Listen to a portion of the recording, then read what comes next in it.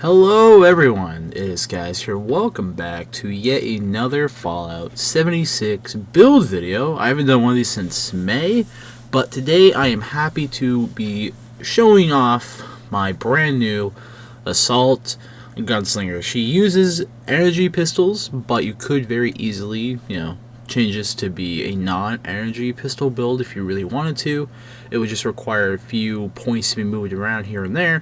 But other than that though, there's not a whole lot to it, so as always we're going to jump straight on into the video, starting off with the perks and mutations.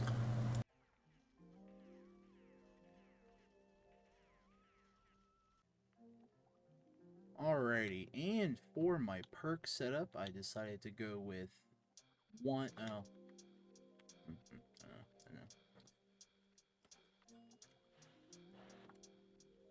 Alright, and so for my special, I have just the base before any legendary perk cards. I have 1 strength, 6 perception, 5 endurance, 6 charisma, 8 intelligence, 15 luck, and 15 agility. I guess mixed up, whatever. So that's before, adding stuff. And clearly, I have some stuff. But for strength, I put 1 level into blocker because I thought realistically as like an assault gunslinger type of play style for this character, no stealth. I decided that it might just be best to take 15% less damage from melee attacks.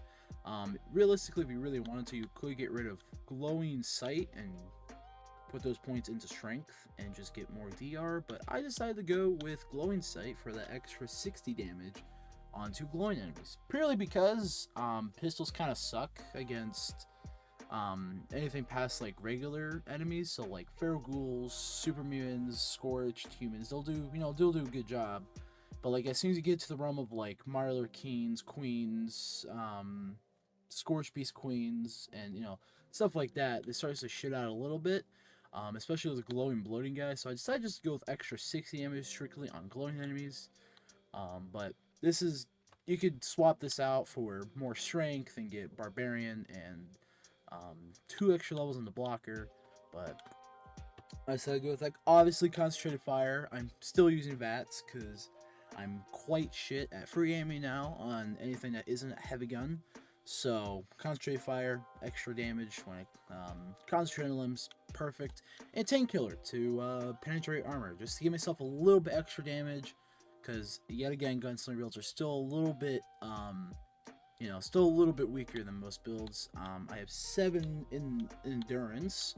I have 4 points in the life giver for the extra health, and fireproof because it's absolutely, I say it's almost damn mandatory. Realistically, you can go with whatever you really want. You can throw an adamantium skeleton, right, and then have like 1 point into like some like radical or colon or something, but I think it's better just to have the extra health, because with it I have 301, without it I have 400 or 256. So any extra bit of health I can get, I am more than happy with.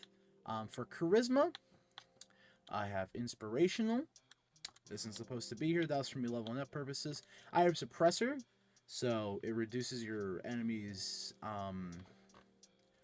damage output to you. It's actually pretty damn good. It's one of the most underrated perk cards in my opinion. I highly recommend that one. Tenderizer, obviously for extra damage. Tenderizer is basically a mandatory on any sort of build. And Strange in Numbers, because there's no reason not to play on a public team. So just the extra positive mutation effects is super nice. And if somebody has that on, I'll just or sharing that, I'll just share blocker. So either way, we're still getting benefits. In intelligence, I have 2 levels in Nerd Rage because once I drop down below 20% health, I gain 30 extra damage resistance, 15% extra damage, and AP regen is just super nice. And this gives me just a little indication that, oh hey, maybe I should pop a stim pack. Explosive demolition expert for the extra explosive damage because I am using energy weapons. You'll see in a bit exactly what I'm using, but because I'm using energy weapons and energy weapon ammo weighs so fucking much, we have batteries included, obviously. And now in here, it's pretty much basic. Expert Gunslinger, Master Gunslinger, obviously for the extra 6 damage with guns, or pistols, I should say, not automatic pistols. Action Grow for the extra AP regen because I'm using VATS. I'm gonna need the AP regen and I'm running around. It's perfect. And Modern Renegade, I'm not sure if this actually like works with VATS, like giving you extra VATS accuracy. But the chance to cripple a limb is super helpful, especially when fighting a Marla Queen, especially. This thing comes in handy, so I highly recommend it for a non-stealth pistol build. And in luck, it's pretty self-explanatory. Bloody Mess for the extra 15 damage. Starch Genes for the for keep my mutations. Serendipity, so once I drop below 30% health, I have a chance to avoid damage. So these two kind of counteract each other. But if I pop Nerd Rage and get shot again, I have a chance to block the damage. Better criticals because I'm using criticals a lot. Psychopath because I'm actually killing enemies relatively quickly, especially with some of the weapons I'm using. So just having Psychopath is really, really nice. And this one's also kind of up to you personally. I just have 1 level into Class Freak, so I can actually have some extra carry because the character doesn't have a lot. But you can go with Critical Savvy. You can go with Four-Leaf Clover, Grim Reaper Sprint. You can go with a multitude of other perks. I don't know, maybe a Ricochet would be kind of fun to use. But I decided to just go with the Class Freak, which seems to be kind of useless, but I think it could be quite useful. So for my legendary perk cards though, 2 extra intelligence, 2 extra luck, 3 extra perception, 2 or an extra point into charisma, and then here Farflung Fireworks and Ammo Factory. I actually don't use Ammo Factory a lot, but what I really recommend instead of using Ammo Factory, like having it on all the time, just throwing Sizzling style, and just yeah, so pretty simple. Alright, Editor Skyz here. I forgot to show off my mutations, but it's nothing too special. It's pretty much the same as last time. Adrenal Reaction, just so I'm usually a bloody build, but usually I'm gonna just say it's probably most likely because of when I get to low health, the extra weapon damage is really nice. Bird Bones for the extra agility, Eagle Eyes for the extra perception and critical damage, Egghead for the extra intelligence for XP, Marsupial for movement, and Speed Demon for extra reload speed, move speed. So that's about it. Alright, on to the rest of the video.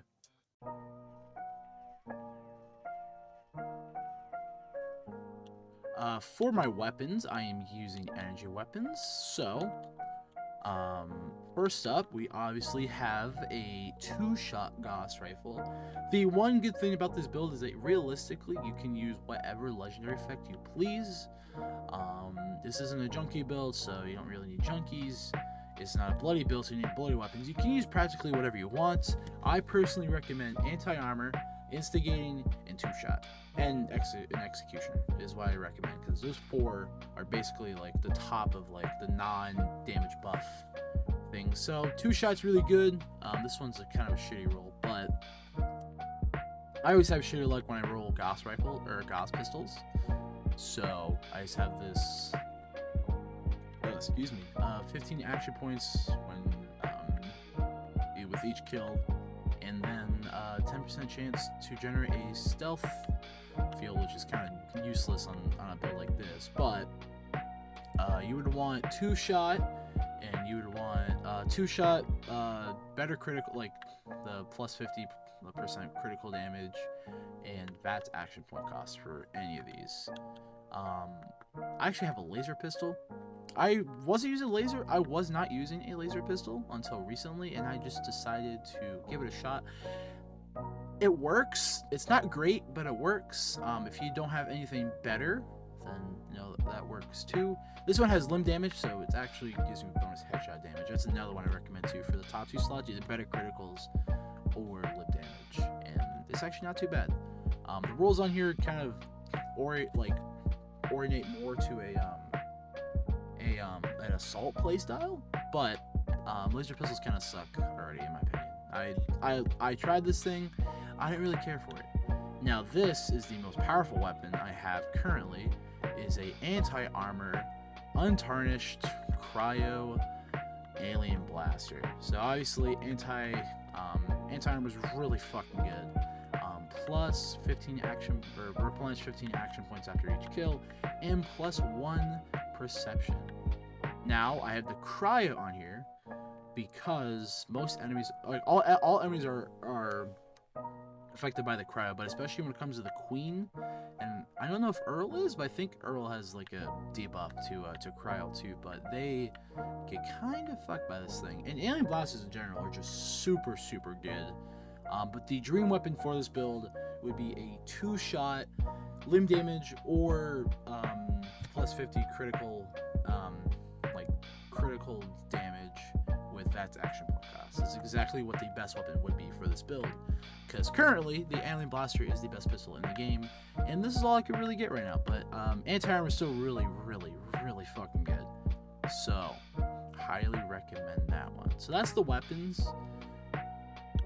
For armor, I'm using a full set of over-ears, well, 1 piece isn't over-ears, but basically just a full set of leather armor with over-ears and 1 piece of Vanguard, because I kept re-rolling this fucking piece for like 2 weeks straight, and I finally got a Vanguard's piece. It took me so fucking long. But you want over-ears, because over-ears is just the best in the game right now. It's just you want it, right? You want overeaters especially for a tank build, because that damage reduction, it's not like extra damage resistance or energy resistance. It's damage reduction is broken. So try to go for a whole set of overeaters. If not, Vanguards works just fine too. And if you really want to, you can go with bolstering too. As you get more and more damage, you actually do a little bit better. I was just gonna do this here because I don't really use a lot of buffs.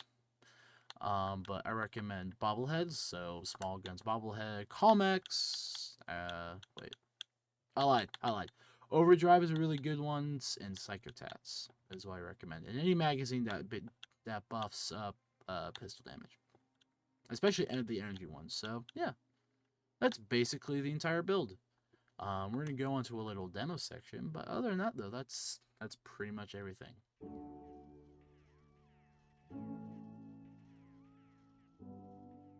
Alright, and on to the demo portion of the video. So I'm just gonna do one location, because super mutants are basically the best middle ground between like boss enemies and like regular guys, I guess, like regular ads, like fucking mongrels and shit.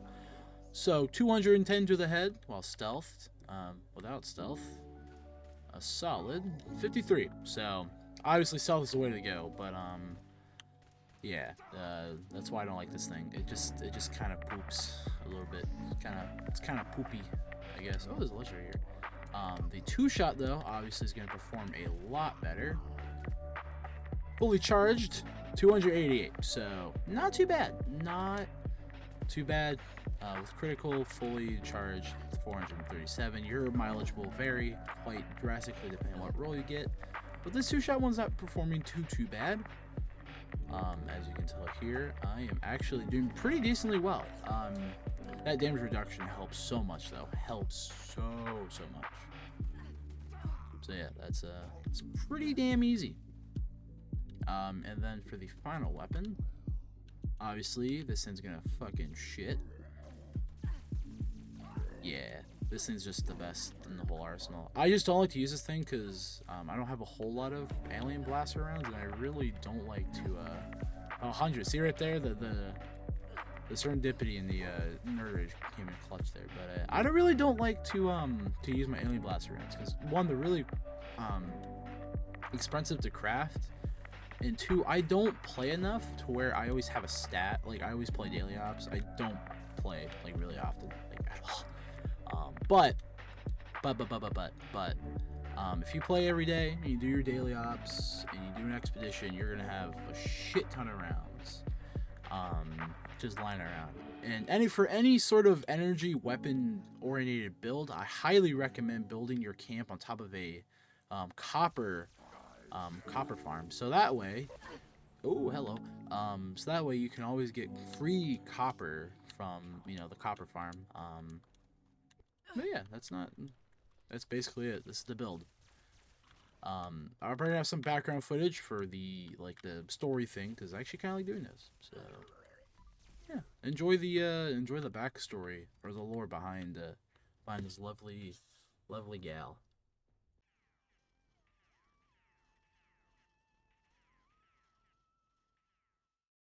Not much is known about the psychotic murderer who dresses up in a Captain Cosmos outfit, going around just slaughtering innocent people. All we know about her, from what we could sort of tell, is that she had accumulated some sort of childhood trauma that caused a reaction to confide herself in with a Jingles the Moon Monkey doll, and that spiraled into her thinking she was a, Captain Cosmos cadet, and she fully thinks she's, in the world of Captain Cosmos, but in reality she's just slaughtering innocent settlers for, the hell of it. Thank you guys so much for watching this video, even if my backstory for this character is a little bit kind of weird and probably doesn't make a whole lot of sense, but hey, whatever, that's my own headcanon. If you guys did enjoy this video, leave a like or a dislike, I don't really care. Comment and subscribe. Comment down below your favorite car brand, and I will talk to y'all later. Peace.